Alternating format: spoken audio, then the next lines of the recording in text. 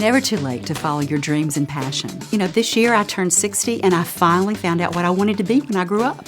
Hi, I'm Marsha Folsom and I'm founder and CEO of Resource Fiber Alabama. I grew up in rural Alabama. My father was a farmer and he was a state legislator. We also owned the country store, and it's where I learned how to be a part of a community. So public service and commitment to other people was a very profound lesson that I learned at a very young age.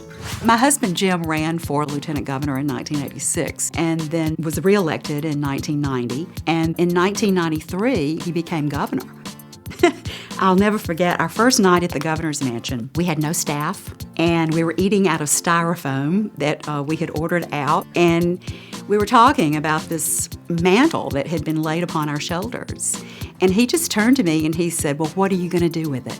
Agriculture is in our DNA in Alabama, particularly in the Black Belt. Resource Fiber is bringing sustainable and fast-growing bamboo as a crop to the state of Alabama, as well as manufacturing and developing an industrial complex. I got involved because I heard a woman speak about bamboo, and that through tissue culture propagation, millions of plants of bamboo can be created in the laboratory, and as a result of that can be mass cultivated and grown in the United States. It would be a way to turn the Cotton Belt region into a profitable and prosperous region. So I immediately thought the Black Belt of Alabama.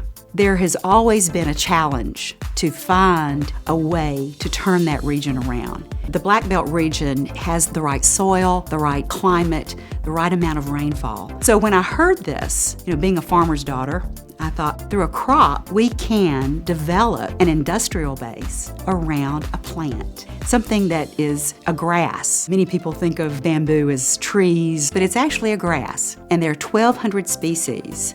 It's a very friendly plant. In fact, in China, bamboo is called friend of the people.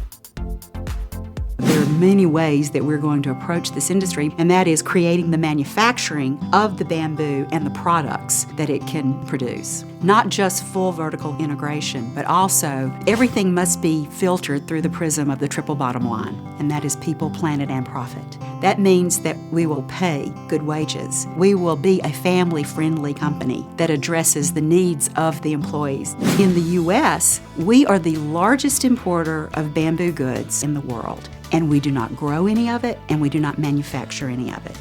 So we are creating an industry that is made in America, in a region that is seeking to bring themselves out of poverty.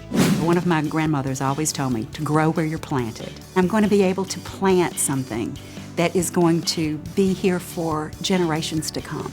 50 years from now, somebody's going to scratch their head and say, "Well, I wonder who brought bamboo here," but we're mighty thankful they did.